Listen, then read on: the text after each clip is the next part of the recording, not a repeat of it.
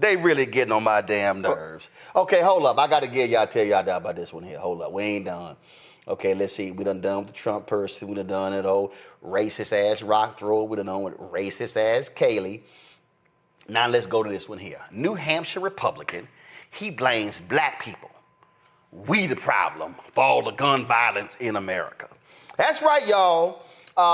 Travis Corcoran wrote his email in response to receiving an invitation from a gun safety. Y'all, can't nobody see that. We should have blown it.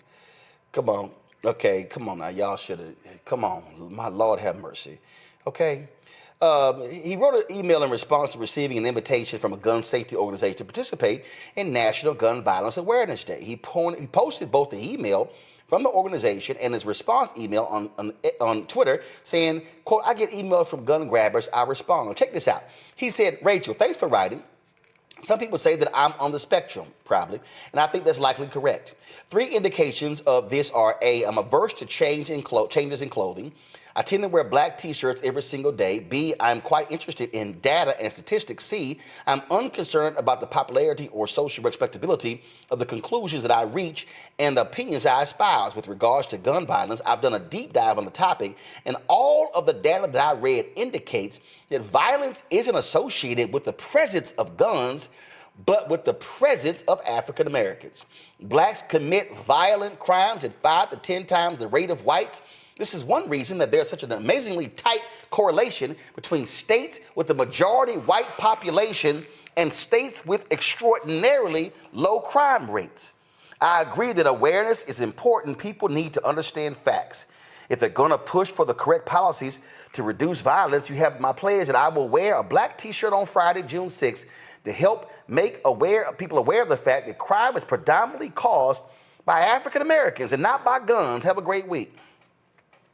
Well, I mean, I'm just curious. Now, Robert, I know your ass love guns like I drink protein shakes. But what's real interesting to me here is every time there's a mass shooting, if I had to go to a betting market, I put my money on a white man. You know, you can take it even further, Roland, because what happens is we're dealing with a question of definitions here, because they say gun violence, because they want to skew the statistics towards black people. Now, if you say, well, how many police officers shoot people per year, and does that count as gun violence? There's violence, there's a gun, but because they wear a uniform, that doesn't count inside of those statistics.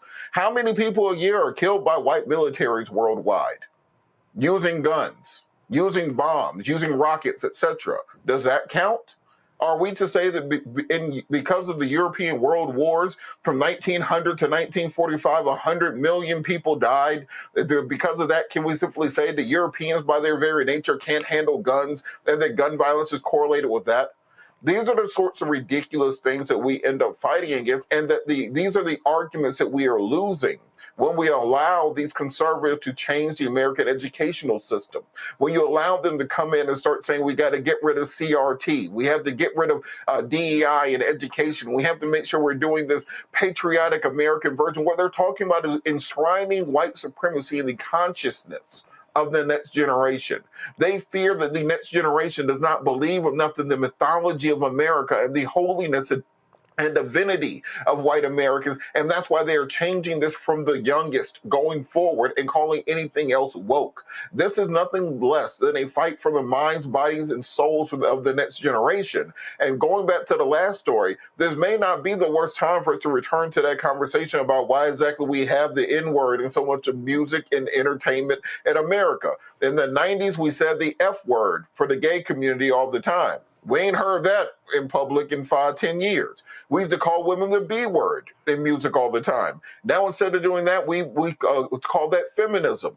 We would never hear them make a song saying F them other J words, talking about the Jewish community, the way they have songs saying F that other N word or any other group. So black folks saying the N-word have made white people a lot of money over the course of the last 50 years. It may be time to revisit that conversation to ask, well, why exactly is that the last taboo that's allowed to be part of popular culture? You can't say the R word anymore with regard to people with disabilities, but we allow them to still make millions and billions of dollars by us using that word.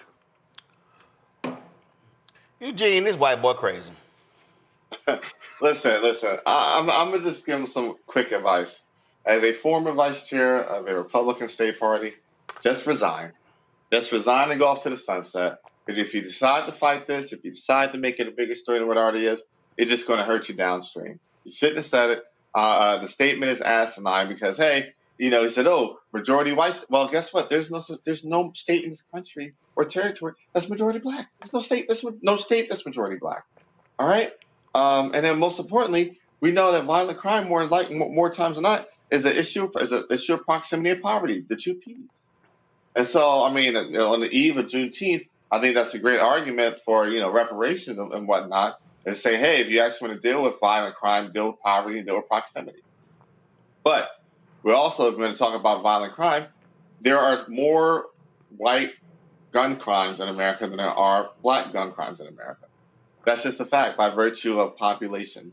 You can talk about densities, but when it comes to actual raw numbers, the numbers are still going to be the same.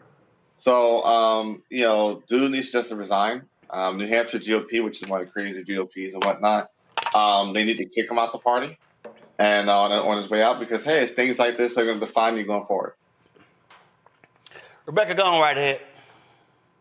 Two things. If Black people were really committing such horrible rampage across this country and using all these guns and doing all the violence in this country, then guess what white people would do in this country? They would make guns illegal. If that's what was happening. That is not what's happening. The second thing, if we're going to talk about New Hampshire, okay, cool. New Hampshire, I think, is less than 1% Black. So please tell me why all those Native American women are disappearing and being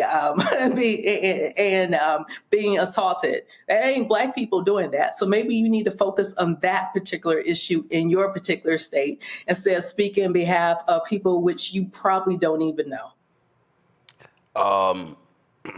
These folk crazy. And so we're going to call them out.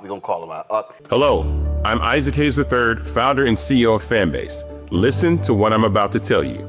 The window to invest in Fanbase is closing. We've raised over $10.6 million of our $17 million goal. That means there's room for less than 6,370 people to invest in Fanbase for the average amount. The minimum to invest in Fanbase right now is $399. That makes you an owner in Fanbase today. Go to startengine.com/fanbase to invest. Why? Because current social apps have taken advantage of users for far too long, with content suppression, shadow banning, harmful racist content, and no real tools for monetization and equity. Fanbase has over 1.4 million users and counting, allowing anyone to reach all their following and monetize their content from day one. Social media is the new TV, and whoever owns the apps that distribute that content have the opportunity to own potential billion-dollar companies. While big platforms with uncertain futures are failing to serve their users, Fanbase is stepping up to fill the gap. Don't wait until it's too late. Invest now, invest for yourself and your future. Go to startengine.com/fanbase and own the next generation of social media.